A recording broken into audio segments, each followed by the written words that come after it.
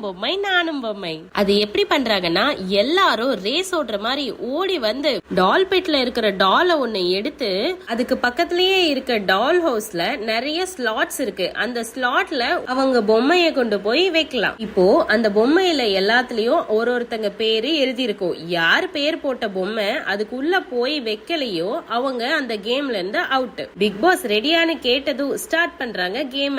எல்லா கண்டஸ்டன்ட்டும் புயல் வேகத்துல ஓடுறாங்க.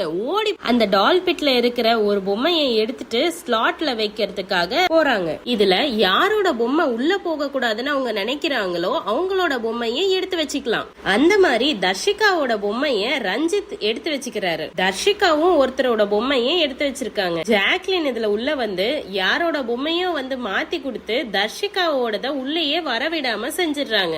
இத பார்த்த தர்ஷிகா சொல்றாங்க, கேம்னா இண்டிவிஜுவலா விளையாடுங்க, இப்படி பொம்மைய ஸ்வாப் பண்ணி வச்சு எல்லாம் விளையாட